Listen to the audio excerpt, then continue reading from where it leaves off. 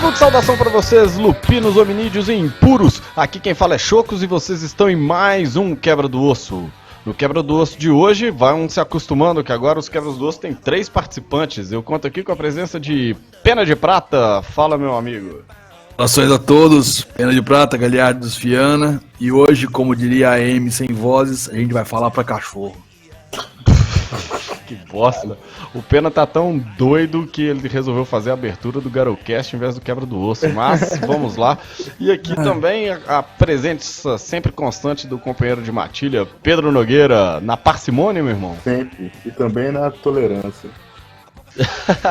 Sempre importante. Como vocês já sabem, né, a gente vem no Quebra do Osso sempre ligando o assunto com o Garocast, e aí o nosso último Garocast foi a respeito da tribo dos Uktena, então a gente resolveu falar um pouco sobre o personagem assinatura dos Uktena.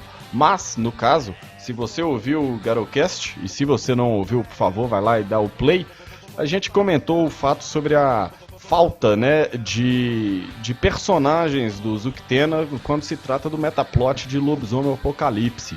Então, aqui hoje exclusivamente, nós vamos falar sobre 2 personagens assinatura dos Uktena, e o primeiro deles, o Pena já deu o spoiler, vai ser aí a respeito da M sem vozes, né, aí nos livros aí da tribo Uktena, ela tá lá, configura como M100 Voices, e onde ela aparece em especial vai ser no livro da tribo, da edição revisada, que nós traduzimos aqui no Nação Garou, e também no Tribe Novel dos Uktena, que eles dividem junto com os Filhos de Gaia, né? O Tribe Novel de número 4, Filhos de Gaia e Uktena. E se você nunca leu o livro dos Uktena, pelo menos a capa você já deve ter visto. Aquela figura daquele lobisomem com arco na capa da edição revisada do livro do Uktena é a Amy, né? Sim, exatamente, né? Já para levantar a bola aí a respeito das ilustrações, no W20 os Uktena ganharam ali uma ilustração da mulher com o cabelo da princesa Leia do Star Wars, mas aquela personagem ela não se trata da Amy sem vozes, né? Acho que fica gritante, não só pra gente, mas também como pros desenvolvedores, que os Uktena eles não têm tanta força assim no metaplot atual, então o que eles fizeram foi desenhar um Uktena meio genérico ali, alguém que seria um Uktena e pronto, e acabou, e bola pro mato, que o jogo é de campeonato, segue o jogo. Sobre essa personagem do W20, aquele penteado estranho lá, ele é uma referência a uma tribo indígena americana que são os Hopi. Né? Eu acho que isso é interessante falar, porque não vamos ter outra oportunidade. Uma foto dela, inclusive, de uma mulher com o mesmo penteado. Isso, sim. É até bem mais bonito do que da Princesa Leia. É verdade. Bem, mas essa é toda a informação que a gente tem sobre aquele desenho daquela Uktena, né? Porque fora isso não tem mais porra nenhuma. Mas, enfim, os disclaimers a respeito dos personagens da assinatura dos Uktena você vai poder ouvir aí no Garocast dos Uktena de número 39. Mas então, com dito isso, vamos logo para M100 Voices, a M sem vozes dos Uktena. Bem, as primeiras informações dela, vamos tratar um pouquinho ali a respeito da ficha. Ela é um hominídeo Galliard dos Uktena, né, obviamente, e ela tá no posto Foster, então ela é uma Garou de posto 2. O que, não sei, caras, eu não sei se vocês têm essa impressão, mas a White Wolf de um tempo pra cá, ela vai tratando os seus personagens assinaturas com aquela ideia de que nem todo mundo precisa ser posto 5 para ser importante. Eu acho isso bem legal, em especial tratando ali o Meph, né? A gente já falou sobre ele num Quebra do Osso, mas esses personagens mais próximos, talvez, dos nossos personagens das mesas, eles começam a aparecer com a constância maior nos livros da White Wolf, né? O que eu acho bem legal, porque ressalta aquela importância de que na aproximação do Apocalipse os Garous que vão batalhar já nasceram, né? Então, realmente, os grandes Garous, heróis e lendários, eles têm que ser reduzidos em número. Uhum. Essa progressiva do cara subir de posto e de repente na campanha do cara, o cara subiu, sei lá, 2 ou 3 postos, isso não bate com o Apocalipse em si. O cara vai subir pouquíssimo de posto e E ele vai ter os feitos dele, independente do posto que ele tiver. Embora todos os Garou respeitem essa questão de posto, a evolução de poder, ela não tá sempre necessariamente atrelada a isso não, né? Especialmente num jogo interpretativo que nem os da White Wolf. Aham. A gente pode Não mesmo. angariar, sei lá, poder e outras formas de influência que estão muito além dessa evolução básica. Se você tirar por baixo que alguns impuros farão atos notórios nas grandes batalhas, toda aquela casta, sei lá, o arquétipo social que é criado de primazia para um tipo de Garou e para outro não, por exemplo, vai ser quebrado, porque na hora da guerra Luta com o que tem. Você viu, o Neff, né, um mero carteiro dos Garou, ele sobrevive a porra toda, então. Aham. o Jaiminho dos Garou. Jaime dos Garou. Tipo isso. Bem, ainda sobre a Amy, né? Ela é uma mulher de já quase com 30 anos, né? Ela tem uma herança racial meio confusa, porque ela é meio africana, judia e vietnamita. Então fica... eles dizem, inclusive, que em sua aparência física ela mistura bem as características dessa herança, que é a genética que ela tem. Além disso, ela tem os cabelos pretos e lisos e ela usa os cabelos, então, em 2 rabos de cavalo divididos. Maria Chiquinha. Tipo isso. Tipo a Chiquinha, exatamente. E, né, ela tem uma altura mediana, mas que o corpo dela é bem definido. E fora isso, ela se veste de maneira discreta, né? Ela não tem tantos apetrechos indígenas assim, a não ser alguns detalhes, né? Alguns colares de contas e coisas do tipo, mas ainda assim com descrição. E aí também ela vai ter um arco que o Pedro já mencionou, né, que é um arco da lua, é um fetiche que ela possui junto com uma aljava de flechas. Então essa vai ser a imagem da Amy durante, né, toda a narrativa do Metaplot. Queria fazer uma observação sobre o arco dela. E, se eu não estou enganado, o poder é que ela tem uma maior precisão quando sob a luz da lua, não é? Isso. Isso, então. Pô, cara, olha que legal, um fetiche super simples. Um personagem feito pela galera da White Wolf com um fetiche básico, com poder bem tranquilo e sem grandes exageros. Fica aí a recomendação para os jogadores criarem seus fetiches com uma moderação também. Né? Bem, a Amy, a primeira mudança dela se dá quando ela está na puberdade, né? E acontece que ela sobrevive, né? Ela acaba se transformando pela primeira vez durante uma tentativa de estupro. E aí é quando ela vê a fúria pela primeira vez e ela acaba finalizando, né, exterminando os seus agressores. Mas pouco disso é dito, além dessas informações, durante todo o metaplot, durante a construção dela. É um fato que certamente importante para a psique do personagem, mas que ele não é explorado pelos desenvolvedores, como vai acontecer no caso da Mary Cabra. Eu acho que é importante que não seja explorado muito, porque daria um outro tom pro personagem que não é interessante. No caso da Mary é constitutivo da personalidade, mas aqui, enfim, eu acho que funcionaria como qualquer outro evento para ser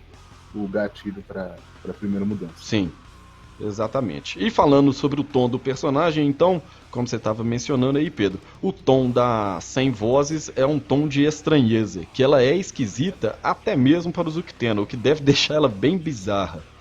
Porque ela é uma Galliard, mas ela tem muita dificuldade em contar histórias, né? Ela tem muita cultura, ela coleciona, ela é uma estudiosa, então ela coleciona muitos contos e coisas do tipo, mas as habilidades de oratória dela, talvez, né? Ela deve ter poucos pontos ali, então, em performance e em expressão, e de fato ela tem um em cada. Eles não são a principal habilidade da Amy, que ela tem que contar seus casos, suas histórias com carisma e manipulação 2. Então é um Galliard que vai rolar 3 dados, né, porra? Pra falar um pouco de mecânica. Eu acho curioso isso, porque é dito que ela é uma linguista, né?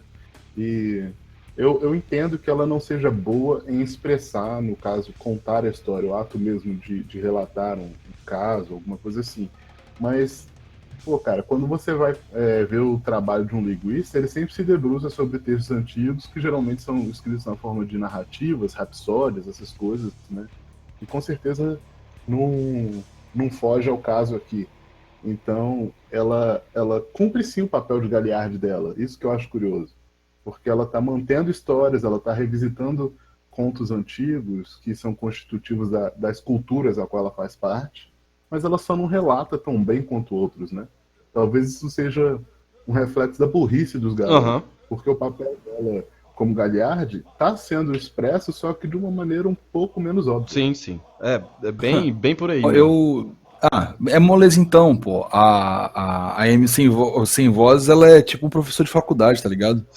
É bem isso. Caralho, Sabe prática muito, zero. mas só que na hora de falar, né? É, Prática o cara zero. tem o currículo gigante e lá na hora lá ele quer ligar o retroprojetor. Mas enfim, o nome dela vem exatamente do que o Pedro estava falando, né? Das suas habilidades com a linguística. E ela fala uma porrada de línguas e dialetos. Eu vou citar algumas que a gente tem aqui: italiano, aramaico, grego, francês, Hopi, inuit, português e russo. Então, porra, além de inglês, né? Então a mulher fala coisa pra caceta. Inuit Esquimó. Pô, que legal, né? Se você for pegar a referência aí, são todos os idiomas falados na porção norte do planeta. E aí tem alguma ligação com a Ásia, de onde vem alguns povos indígenas, com Rússia, Aham. etc.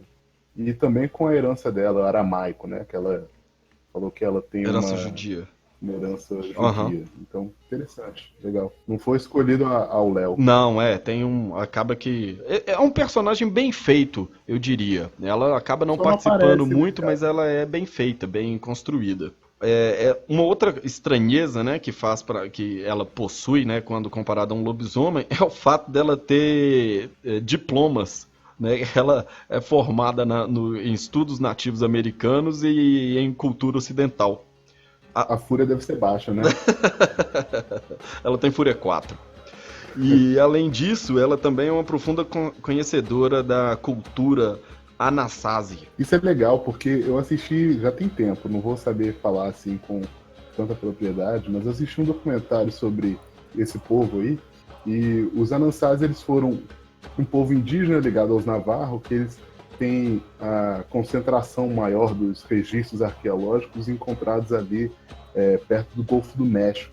Legal, porque eu estava lembrando, mais antes de começar a gravação, que do caminho que as tribos puras, elas supostamente fizeram, né? O Endigo, com a preguiça de descer pela América, ficaram lá no Canadá, no norte dos Estados Unidos, na região gelada, onde eles também encontraram o patrono totêmico deles, enquanto que as outras duas tribos desceram mais.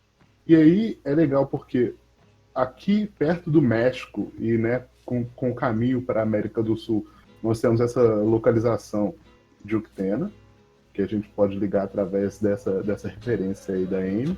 E lá no leste, lá perto da Carolina do Norte, tem a ilha Croatoan. Perdão, falei ilha de Croatoa, ilha de Roanoke, onde surgiu a lenda dos Croatoa, lá no leste. Então a gente já tem aí uma referência de disposição geográfica das tribos. Bem, uma das outras habilidades que a Amy sem vozes possui é a sua habilidade com arco, apesar de que ela não acredita ser tão boa quanto as pessoas falam. Então ela tem um senso de auto-julgamento muito elevado. Né? Ela faz autocríticas bastante pesadas, o que enfurece alguns dos anciões, que eles gostariam que ela fosse mais confiante de suas habilidades, mas isso não é muito o papel dela. Inclusive, existe alguns outros Uctena que acreditam que ela esteja muito próxima do Arano, mas além disso, o livro não traz mais detalhes a esse respeito. E além disso, ela tem também uma habilidade com explosivos, o que eu acho meio bizarro, porque desconstrói bastante essa parte que a White Wolf pensou, a gente precisa de alguma coisa massa velho. Aí foi e colocou isso aí nela, porque, porra, né? Não tem muito a ver. Mas tem umas... Mas, o Choco, tipo assim, mantendo aquele argumento que eu falei, tipo, ela é como se fosse um professor de universidade, tem uma coisa muito engraçada. Às vezes você pega umas pessoas que são, eu vou dizer assim, meio que escolástica, e aí você troca uma ideia com um cara sobre algo, volta 20 dias depois, ele já leu 3, 4 livros, ele tem muita base do que tá falando. Então, pode ser que ela não tenha feito, talvez, um tipo de a utilização do explosivo, mas sei lá, no ramo técnico da coisa, ela manja pra caralho, entendeu? Por conta de instrução. Só que não é exatamente o que acontece, porque ela infiltra, né, numa base da Pentex, isso durante o Tribe Novel, enfim, ao ela tá fugindo dessa base, ela acaba explodindo muita coisa, e aí essa explosão devasta muita coisa da base, né, e ao fazer isso, essa explosão ela acaba abrindo um buraco na Terra que devora o resto da base. Então, tipo, é um negócio meio bizarro que ela encontra um lugar onde ela tem que explodir e aí a Terra consome o resto da base. Então, obviamente que não vai tudo pelos ares. Muita coisa vai literalmente pra terra abaixo. Isso acontece nos novels? Isso acontece nos novels. E ela tem um problema com o mentor dela, e aí depois ela acaba descobrindo que o mentor dela, ele tava maculado pela Wyrm, uma vez que ela encontra com o cara justamente lá nessa base da Pentex. E aí, enfim, tem todo um drama pupilo versus mentor, que acaba acontecendo por ali, mas a Amy não tem muitos problemas para se livrar do mentor antigo dela. Moço, o que você tá fazendo aqui, né?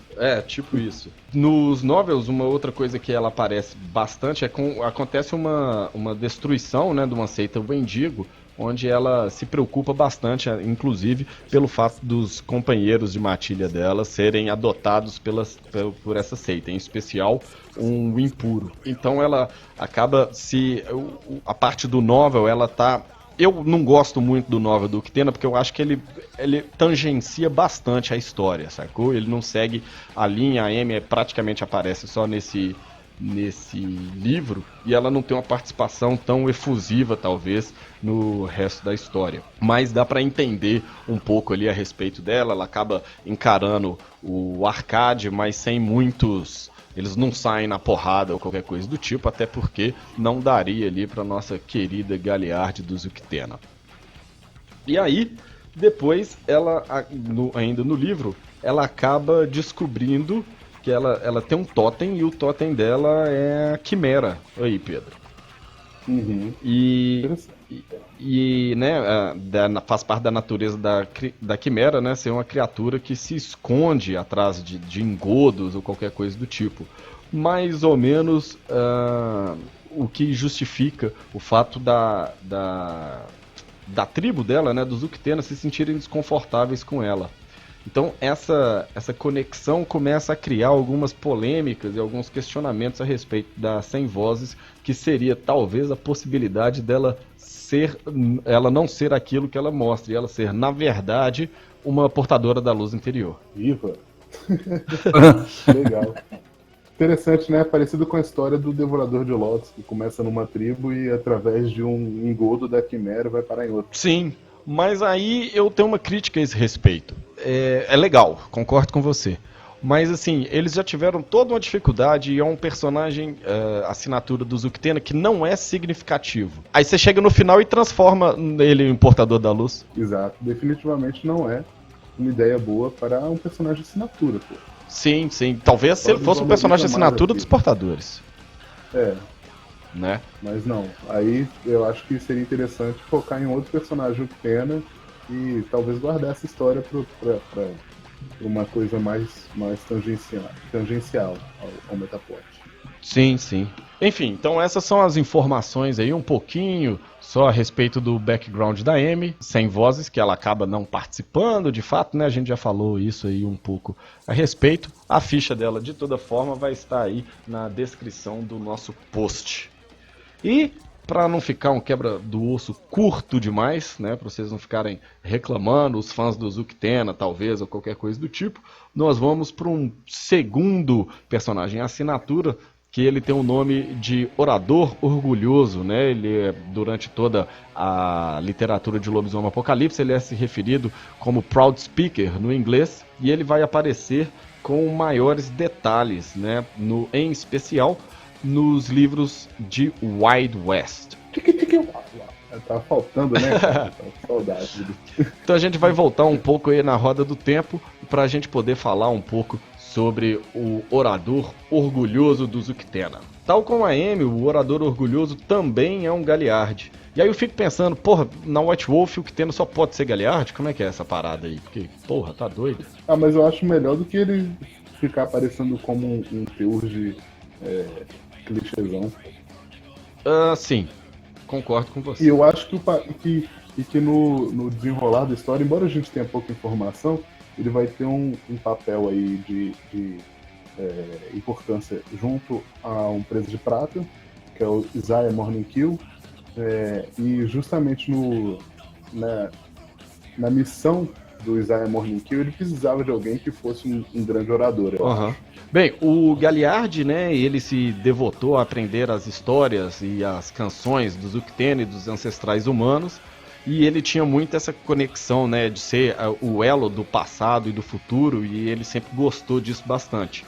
Então, a gente tem a chegada dos europeus na América do Norte, e aí você tem toda aquela situação de enfrentamento entre as tribos puras e os estrangeiros da Wyrm, como eles mesmos chamam. E à medida que esses enfrentamentos vão acontecendo, eles acabam liberando alguns malditos, né? E a Umbra vai mudando, vamos dizer assim. Uma maior referência, caso você ainda não tenha escutado, a gente tem o Garocast a respeito do Wild West. Vai ficar aí o link para vocês também. E aí a gente tem então a Devoradora de Tempestades, né? Que é a grande vilã ali do cenário todo do Wild West. Só que o Orador Orgulhoso, ele tem uma visão diferente dos Uktena, porque ele entende que os estrangeiros da Wyrm, eles agem da forma como agem porque eles não sabem quais serão as consequências. Então é aquela coisa meio professoral, talvez, da ideia dele. Ele vê que, olha, não vai adiantar a gente bater nesses caras ou lutar ou qualquer coisa do tipo. Ele então ele parte numa jornada em busca de visões, né, para tentar descobrir a melhor maneira de lidar com os estrangeiros. Primeiro eu gostaria de fazer uma observação aqui. Eu acho que é legal pra caramba que os personagens nativos eles sejam representados de diversas formas. Nem apenas como um bando de ignorantes que foram ludibriados pelos europeus, como aconteceu em algumas literaturas, especialmente quando a gente estuda a relação do homem branco com os índios, e também nem só de enfrentamento direto, porque tanto existiram os índios colaboradores com os estrangeiros, quanto aqueles que tinham uma relação bem particular, bem individualista, né? Eu acho isso legal, porque se a gente tivesse só mais um nativo descontente com os estrangeiros da Wyrm, isso daí poderia ficar um pouco chato, né? Unidimensional demais. Ah, certamente. Porque a gente já estava falando sobre o arquétipo das tribos puras e tal, não serem o Teurge e tal, tudo mais. Esse é um problema sério, porque, tipo assim, se ele não é aquele cara místico que fala com espíritos, ele seria um Alrum, porque, tipo, ele é um selvagem, entendeu? É bom bem do ponto de vista americano. Sim. Mesmo o Galliard, né, ele poderia ser referido ou ser ilustrado só como um cara que guarda as tradições dos indígenas, mas que se ressente dos homens brancos. Mas, poxa, embora esse daí seja, com certeza, um arquétipo interessante para ser trabalhado no jogo, nas histórias, não é o único tipo de arquétipo, né, que a gente pode usar. Uhum. Então, sei lá, acho legal que exista aí digamos assim, o nativo moderado. Uhum. Eu acho interessante, porque eu acho que inverte um pouco o papel, porque talvez, como você tem os colonizadores, talvez a ideia inicial, a ideia mais próxima, seja transformar um europeu nesse cara moderado, né? Porque o indígena, pelo outro lado, ele tá vendo o seu povo ser massacrado. Então, por que ele vai querer moderar alguma coisa? Vai querer matar os filhos da puta. Sim, e quando não é isso, quando não é o indígena revoltoso quanto aos homens brancos, é um cara que foi ludibriado, né? Que foi comprado por espelho e miçanga e tal. Isso daí, pô, também é um arquétipo que, pelo amor de Deus, a gente não pode limitar a interpretação a meros relatos do ponto de vista de homem branco, né? Então, é interessante explorar qualquer possibilidade. Sim. Bem, então ele se torna esse emissário, né, que entre os europeus e os nativos, e ele passa a ensinar eles a como agir. E essa visão leva o orador orgulhoso ao Isaiah Morningskill dos Presos de Prata. E aí é que agora a galera, os pelo branco aí dos ouvintes, já se eriçaram todo porque eles ouviram o sobrenome Morningskill. Então sim, nós estamos falando aqui do avô de Jonas Albrecht. Ele tem um outro sobrenome, afinal de contas o Albrecht ele não é Morningskill, né, porque ele acaba vindo de uma linhagem de parentes, enfim. Mas aí sobre o Albrecht fica pra depois. E aqui já tem uma referência bem legal, né? Porque todo mundo conhece o Isaiah. Pelo menos quem jogou o livro da segunda edição, né? Ele aparece no livro da segunda edição, não aparece? Quem aparece no livro da segunda edição é o Jacob, cara. Ah, é o filho dele. É o filho dele. É o pai do Albrecht. Isso. Porque tem também Silver Crown. Mas é porque tem também aquele momento em que o Evan lembra do passado, né? Sim, tem. O Evan lembra do passado e ele vê o Albrecht lutando. Na verdade, o que ele vê é o Isaiah lutando ao lado dos índios, né? Isso. Então ele percebe esse lance dessa união e tal. De toda forma, o que rola é o seguinte, já que a gente já mencionou aí a respeito do Isaiah, fica uma dica de enquanto você está folheando ali as páginas amarelas do Wild West e furadas por bala, existem alguns telegramas. E esses telegramas são sempre do Isaiah avisando a mulher dele sobre o que ele está fazendo. Em um desses telegramas, ele pergunta para ela a respeito do bebê Jacob, né? Que então já está aí prevendo aí o nascimento, né? Falando do pai de Jonas Albrecht. Mas a gente fica por aqui com o Morningskill. De toda forma, o orador orgulhoso junto com o Morningskill, eles passam a reunir outros Garou e eles montam uma matilha, né? A reunião dessa matilha, ela aponta para aquilo que eu tinha falado mais cedo. O papel de um Galliard junto às forças do Morningskill é importante, porque Morningskill ele queria fazer uma espécie de coalizão entre os homens brancos e os nativos contra a Devoradora de Tempestades. Sim. E aí é útil pro Preso de Prata que tenha tanto um cara moderado, né, como a gente já descreveu o personagem, quanto um Galliard que possa ser capaz de inspirar os outros nativos, os parentes talvez. Aham. Certamente o orador orgulhoso ele passa a ser a voz da matilha, né? Vale lembrar aí que o Isaiah Morningskill ele é um teurge, e aí ele tem essa visão também da Devoradora de Tempestades, assim como o Orador Silencioso. Então, essa matilha, eles passam a viajar pelo Wild West, né, pelo Oeste Selvagem, e lutando contra o Wyrm e a Devoradora de Tempestades. O livro do Zuctena, né, puxa um pouco a sardinha, talvez, é claro, dizendo em que as habilidades e a erudição do orador orgulhoso, ele costuma fazer a diferença entre vencer ou perder para essa matilha. E que a matilha acaba assimilando alguns dos costumes dele, e eles passam a imitar esse companheiro de matilha em muitos dos aspectos, em especial com todo o cuidado com esse novo mundo, essa parte mais natural da coisa toda. Infelizmente, no entanto, o Orador Silencioso ele tem uma história épica, porque junto com o Isaiah Morningskill eles vão organizar e realizar o ritual, né, para encerrar então com a Devoradora de Tempestades, o que inclui um sacrifício deles, mas ao mesmo tempo ele não é tão reconhecido assim. Porque, né, enfim, a gente está falando de muito tempo atrás, as notícias não corriam assim tanto, e é aquela coisa que simplesmente aconteceu na América. E aí, além de tudo, você está falando de um herói de uma tribo que era completamente, entre aspas aqui, desconhecida pelos europeus. Então ali, a velha guarda dos Garou, talvez, vamos dizer assim, tão cagando pro orador silencioso, pro orador orgulhoso, tá ligado? Foda-se quem é que ele foi. Ele é, de fato, um herói pro Zuctena, mas que ele fica, de certa forma, restringido ali, pro Zuctena. Enquanto o Isaiah Morningskill, ele acaba sendo, pros Garou europeu, muito importante pelo fato de ser o avô do Albrecht, não por aquilo que ele fez. Então, essa daí é a história de Orador Orgulhoso, que vai fechar então também junto com a M Sem Vozes, o nosso quebra do osso aí a respeito dos personagens assinatura dos Uktena. Dessa vez, 2 para vocês. Mas antes, temos uma mensaginha do nosso patrocinador. Bom, então na verdade eu queria era só fazer um desafio aqui. Não um desafio de força, mas quero quebrar a perna de vocês, aproveitar que a gente tá na quebra do osso, perguntando como vocês melhoriam a M Sem Vozes para ela se tornar de fato um personagem que a gente possa chamar de um bom personagem de assinatura. Porra, tá aí, quebrada de perna mesmo? Você virou o Júnior Baiano agora, porra? O lutador de futebol, né? Lutador de futebol, tem isso? Tem uns caras que são especialistas nisso. Época de Copa, até o Pena já tá no clima. Mas, então, vamos lá, antes que alguém grita Jabulani, vamos encerrar essa porra logo. A gente fica por aqui. Muito obrigado aí a vocês, ouvintes, pela paciência. Pedro Nogueira e Pena de Prata, valeu aí, meu irmão, pela gravação. Valeu. E a gente fica por aqui, então. Um livro de despedida pra todo mundo.